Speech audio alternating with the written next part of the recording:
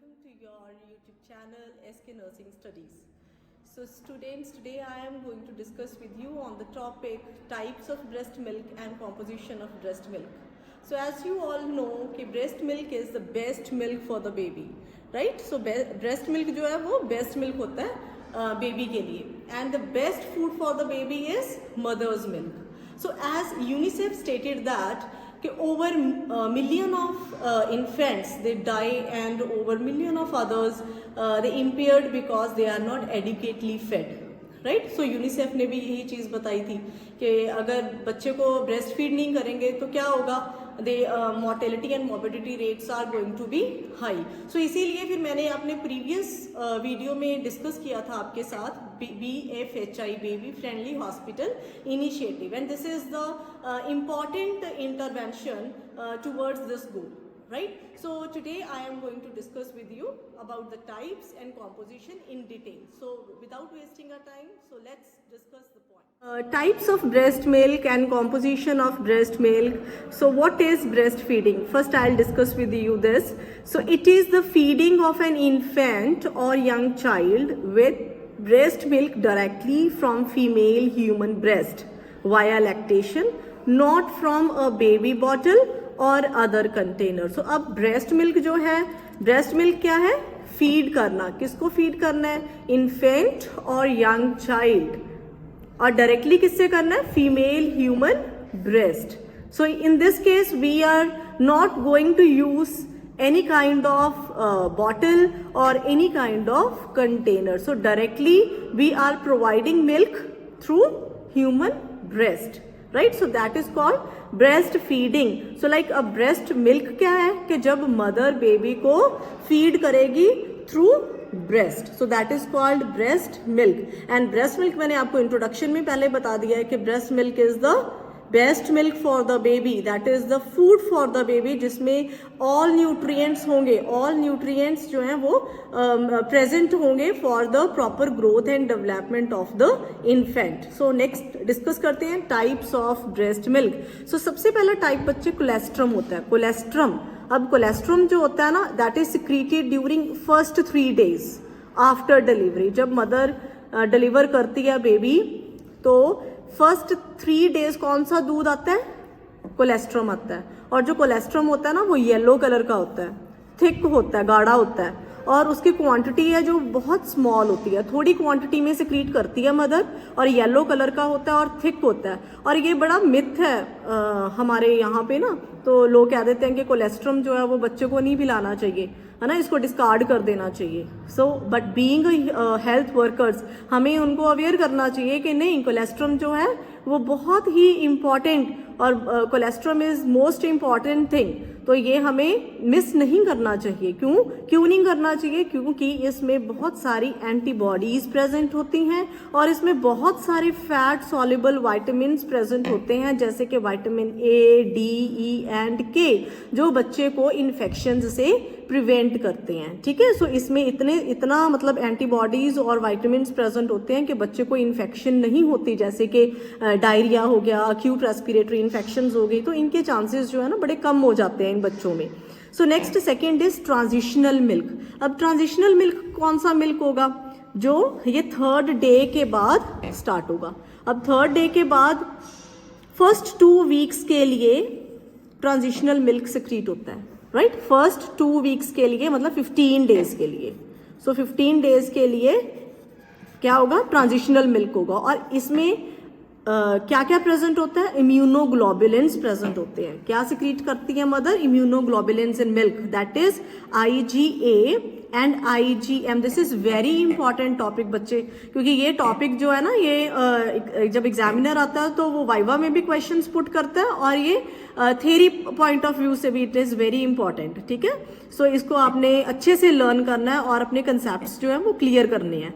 सो transitional milk जो है वो फर्स्ट 2 weeks में सिक्रीट होता है 15 days के लिए, और इसमें इम्यूनोग्लोबुलिन्स प्रेजेंट होती हैं IgA एंड IgM, और इसमें high fat and sugar content present होता है, बट इसमें प्रोटीन कम होता है. So it has high fat and sugar content and decreased protein, right. So 3rd one is mature milk. Mature milk जो है ये यूजुअली फ्रॉम 10 to 12 डेज के लिए सिक्रीट होता है and it is watery in content and contain all the nutrients. So जो nutrients बच्चे को चाहिए होंगे वो सारे के सारे न्यूट्रिएंट्स इसमें प्रेजेंट होते हैं, मतलब फुल ऑन होता है, लाइक प्रोटीन, वाइटामिन, सारा कुछ, fat, protein, sugar, everything is present in the mature milk. So next is again four milk and hind milk. अब ध्यान से इसको सुनना कि फोर मिल्क क्या है। Four milk is secreted at the starting of the regular breast feeding.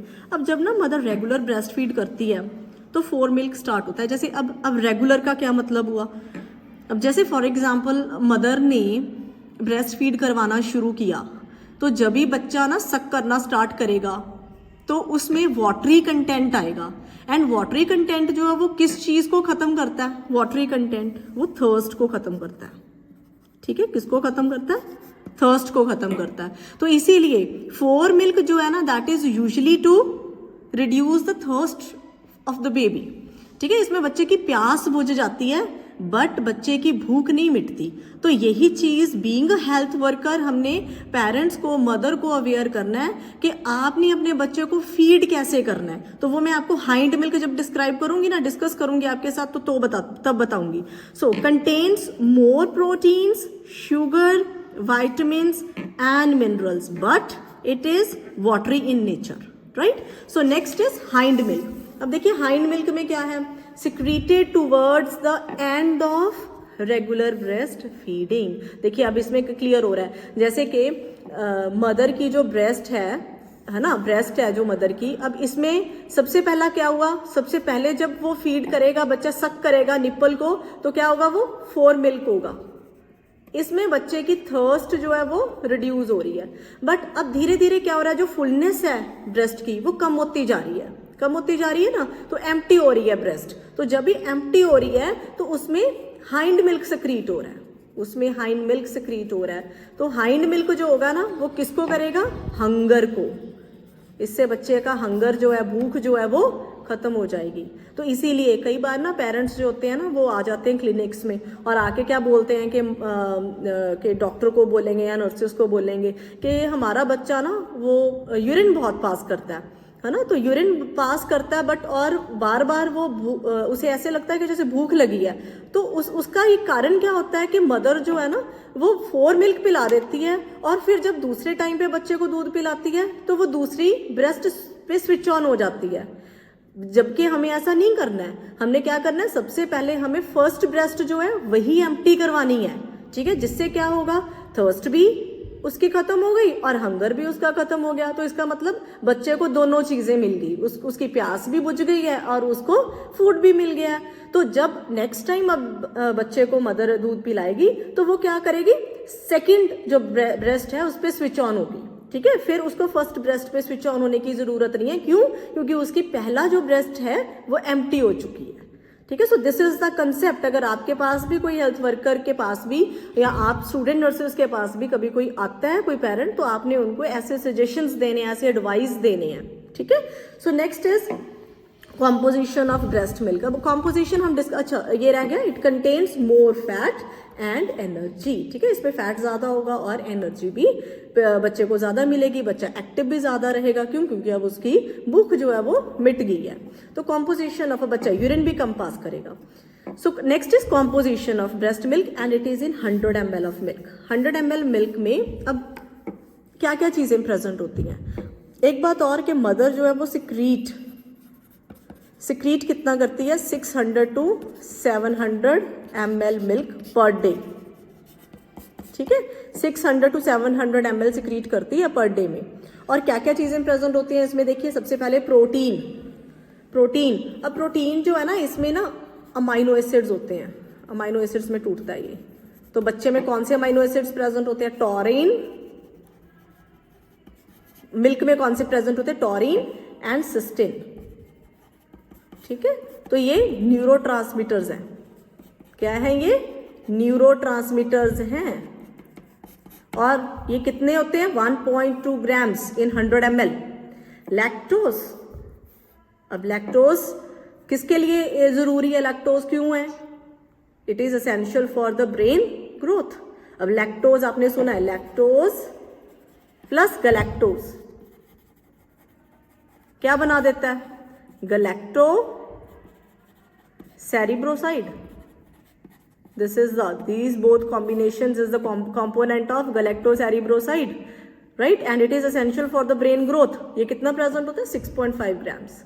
ऐसे ही fats कितने grams? 3.5 grams. And it is essential for myelination of nervous system, myelination of nervous system, CNS। Calcium 34 grams, 34 grams, and it is essential for bony growth. Phosphate 15 milligrams. Calories to provide energy to the baby 67 kilocalories. Vitamin A 64 milligrams.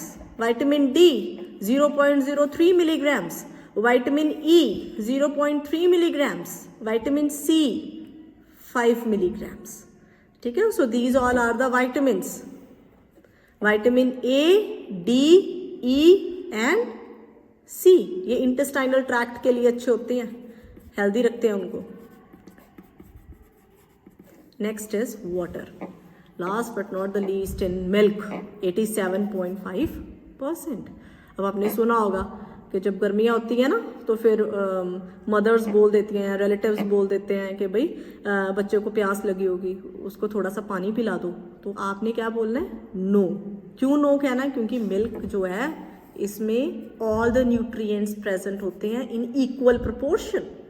ठीक है ना, जितना बच्चे को चाहिए होगा उतनी ही proportion में वो प्रेजेंट होंगे। तो for the growth and development of the baby, अब कितनी देर तक? टिल 5 to 6 months, जिसे हम बोलते हैं, मैंने पहले भी डिस्कस किया था, एक्सक्लूसिव ब्रेस्ट फीडिंग, EBF। और उसके बाद हमने क्या स्टार्ट करना है? कॉम्प्लीमेंट्री फीडिंग स्टार्ट करनी है। क्या स्टार्ट करना है? कॉम्प्लीमेंट्री फीडिंग स्टार्ट करनी है, जिसे हम बोलते हैं weaning, but along with breast milk till 2 years,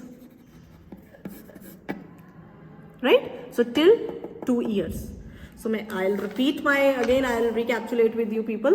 सबसे पहले हमने डिस्कस किया ब्रेस्ट फीडिंग क्या होता है, ब्रेस्ट मिल्क किसे कहते हैं, टाइप्स क्या क्या हैं, colostrum, transitional milk, mature milk, four milk, hind milk and composition. बेटा कॉम्पोजिशन जो है ना ये आपको ऐसे बुक्स में नहीं मिलती है, तो आप प्लीज़ इसको ध्यान से देखना और इसको लर्न कर लेना।